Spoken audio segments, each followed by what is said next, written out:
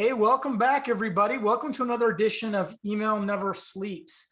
My name is Andrew Kordek, and with me today I have Chris Donald, the managing partner for Inbox Army, who I've known for many, many years. So welcome, Chris. How are you today? Doing well, man. Doing well. Excellent. Excellent.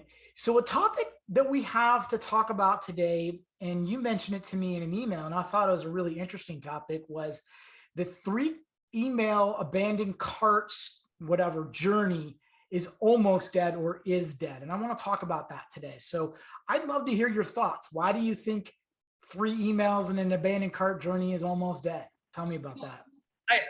Okay, so it's not all, it isn't dead for everybody, right? So there's some smaller e-commerce companies selling 1 or 2 products, maybe it's okay for, right? Yeah.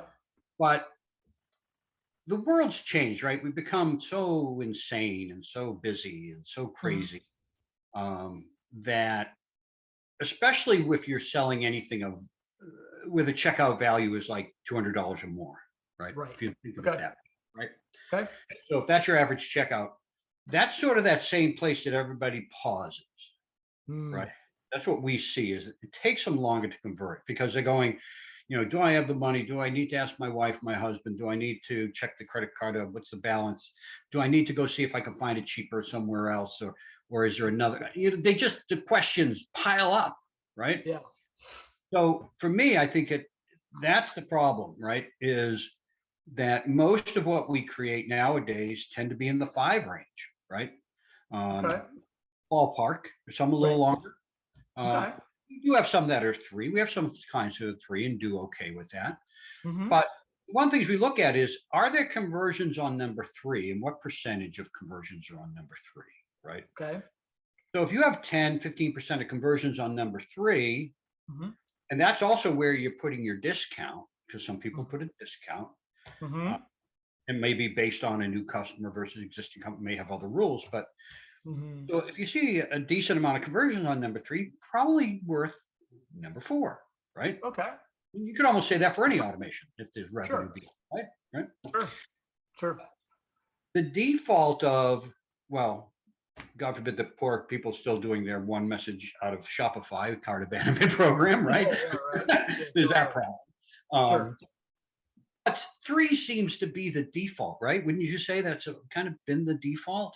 I think it's always sort of been the checkbox, right? We need to have at least 3. We should have at least 1. I'm sorry, bare minimum 1. 3 is the typical. Hey, that's what kind of everybody else is doing. Yeah, and it seems like it's one of those best practices that's not a best practice, right? I mean, most best practices are best practices for this company, but not for this company. Totally. So it's and the other thing that makes me crazy, and this probably makes you as well, being in the industry long enough, is when people go, oh, well, this is the percentage of revenue that comes from cart abandonment. Look at all this revenue. And I'm going, okay, well, what's your natural return? Right? What do you mean? And then what do you mean? Well, what do you mean? Some of those people were coming back anyway. Right? Correct. So either you use a holdout group to figure that out over a period of time. I'm not a fan of keeping a holdout group on much of anything, honestly, e-commerce. Fine to test in short 30 days, something like that, maybe even 60 days, depending on how many people are running through it. But if you don't know your natural, then you don't really know what the program is actually giving you. Okay. Yep. All right. So you're basically advocating, or at least when you talk to your clients, right? You're saying, hey, 3 is the de facto standard, but you're thinking about, or a lot of your clients now are doing 4, 5, maybe even more emails on the abandoned cart. When you start thinking about 5 emails over what period of time? A week? I mean, you hear a lot of studies saying send it really short, right? And I'm like, whoa, wait a second, time out, right? What are you thinking is like a 5 abandoned cart email series? How long should that be for? It could be a week, it could be 2 weeks, right? Just depends. It's a testing process, right? We have one that's 8 that runs over, I think it's about 20 days, believe it or not. And it's really more expensive furniture that's really, thousands of dollars a check, right? So it's a whole different animal, right? but it's a bit of a testing thing. Mhm. But normally 7 days, 5 messages, roughly Okay. ballpark-ish, right? And are you suppressing? So in that case, are you then suppressing them from receiving any other marketing emails, or should they be in the normal course of marketing emails at the time? No, we'll generally, so that's one of the other things people have a problem with is they don't plan on collision, right? Yep. Go into programs and you see there people in three automations at the same time, and there's no Right. rule to stop it, right? Right. We generally look at, in most cases, cart abandonment and welcome of being the two, one and twos, right? One being cart abandonment actually because they're there, Right. and welcome being number two, right? Um, you could do them side by side, but it gets Mhm. messy, right? Especially if you're offering different discounts in the two, right? Mhm. Mhm. Mhm. Um, and based on whether they make a purchase or not make a purchase and all those rules. But Ah, yeah, so we usually keep them from other things. so I guess I'm in the camp of maybe extending an email to 4 or 5 if they are. You have to kind of test this out, right? If they're repeat abandons and they're just waiting for the discount, maybe they should get more than 3 emails with no incentive, right? Because Exactly. eventually there's a margin hit there, right? And they're just sort of waiting for that versus someone that maybe is a brand new a cart abandoned, maybe they should only get 3. So I use the word repeat offenders, but repeat people Right. that show interest, Serial, right? serial abandoners. Yeah, Right, yeah. the usual abandoners, right, should probably get more. But I'll also say this, that if they are high value customers, and what I mean by that is someone that can show propensity to buy over a long period of time, they've been a long time customer, long time subscriber, done whatever, they're eventually going to buy. I wouldn't send them but maybe 2 emails, maybe 2, possibly even 1, and then just give the best offer or no offer at some point in time. I'm of the volition that you kind of have to treat people that are new, middle, or long time abandoners Agreed. much different. And so the way I think about the whole, hey, checklist, let's have an abandoned cart. Let's first make sure, and believe it or not, there's a lot of people out there that still don't have abandoned carts, even though they're fairly simplistic to set up. You're just missing out on revenue. But the Agreed. second thing is let's not use checkbox marketing here and say they should get 3, they should get 5, they should get 4. Well, no, Um, right. in that case, but also make sure, ask yourselves, is your deal better when you're going to send out a marketing email, or is your deal better if I'm going to give them an offer on an abandoned cart, right? Because Right. then you mixed messages and then frequency and cadence and all this stuff kind of jacks up. So uh, Yeah, I'm because a we look at first purchase, right? So we look at yep, first purchase first, right? right. Mhm. And one of the things we look at with the client is if somebody buys from you once, what percentage buy from you again and again? Right? Right. Because Right. that makes if they're repurchased, we have a client whose repurchase rate is like 50%, right? Which Yeah. means that first purchase is really important. So we want to make that first purchase. So we may offer a discount in 3 or 4 in that 5 message to a first time purchaser who haven't purchased before. If they Okay. have before, yeah, the rules change, right? Mhm. No doubt about it, right?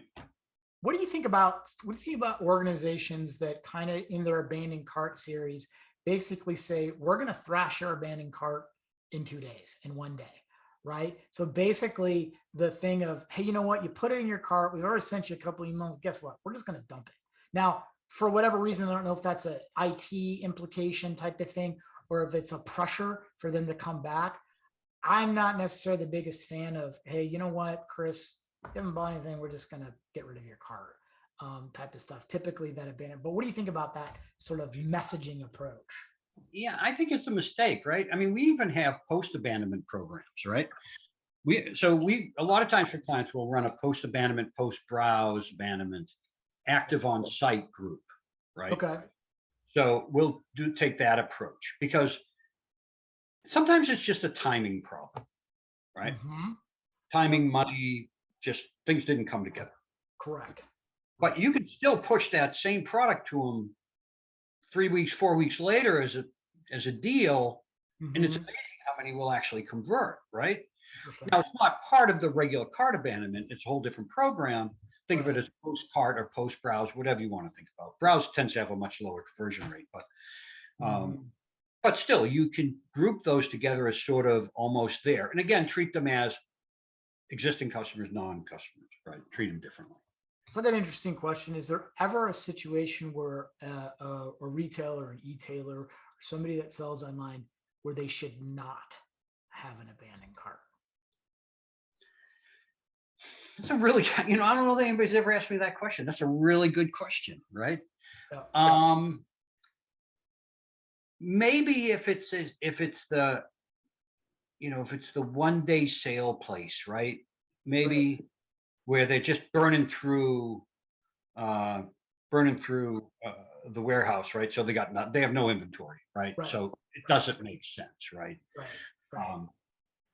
And that's one of the things when it comes to cart abandonment too. When you have a 1 day sale, a big sale, Right. you don't adjust your cart abandonment and you say, hey, here's his deal, remember, but it's not over and Yeah. you can't get any more. That's just annoying. But anyway, Right. but Right. yeah, there's possible that there's a place for that you wouldn't have one. I guess my thing would probably be around super high-end luxury, right? High-end watches, high-end jewelry, really expensive purses or things of that nature. They don't need to do an abandoned cart. They may need to do, instead of an abandoned cart, it's more of an abandoned reminder, right? Yeah. Instead of offer some sort of incentive or just say, hey, nudge, right? As opposed to the typical abandoned cart stream, which sometimes does offer or no offer testing. Yeah, almost more like a browse abandonment, almost without mentioning the cart, Right. right? Without sort of, it's just sort of like, we know you were there, let us help you, or a concierge type of thing, right? Because if I'm going to go buy a $5,000 watch, it's a concierge type of thing. I need to try it on, and stuff like that. What's the absolute maximum you think should be the number of abandoned cart emails? Is there a maximum? I imagine there is, right? Mhm.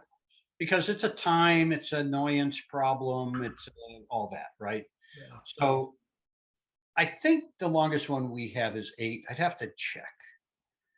But that's that really high-end furniture thing. And the only reason we have 8 is because it makes revenue, right? It really does. Totally. So, Totally. and that's sort of where it dropped off, right? It really dropped off at 8, right? Right. So Okay. could And we have put it at 9 and made a little bit? Yeah, but even at 8, I'm like, man, 8, I would shoot myself, right? So, but it makes money, right? So it's here's this problem. It's because people always say, you don't send too much email. You're going to make everybody mad, right? That isn't true because look at some of the emails you get, right? I mean, it's crazy. And Amazon, all the time.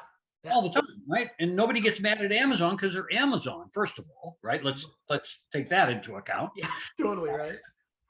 But yeah, I think for most, 5 is probably fine unless you are really in that high end, and it makes sense. Look at the data. Data will tell you. Right. Right. All right. So kind of wrapping this up, and you can agree, we can agree or agree to disagree or whatever. So wrapping this up, if you're an email marketer and you're out there and you're thinking about an abandoned cart series, whether you want to send 1 email, 3 emails, 5 emails, there is no script to this. There is no checkbox you should have. There's a lot of content out there about what you should do, but remember, it's your brand. It's the brand that you're dealing with. And so somebody might say, oh my God, you want to send 8 emails? I don't know about you, but I'm sure Chris is kind of have a story around that. If you want to send 5, that's another thing. If you want to send 3 or 2 or 1, it's your brand. You guys have to decide what's most important to you. I can't sit here and tell you, and neither can Chris, with 100% affinity that everybody should do this. Follow the standards for your brand and not what everybody else is talking Don't about. don't just look at revenue. Look at unsubscribes and all that stuff as well, right? Yeah, totally. Because you don't want to burn people just by sending too many. Completely agree. Chris Donald of Inbox Army, thank you for being on Email Never Sleeps. I really appreciate it. Appreciate you over the last many years that you and I have been connected. Check him out at inboxarmy.com. I'm Andrew Kordek with iPost. Thanks again for tuning in. Appreciate it, everybody. Thanks.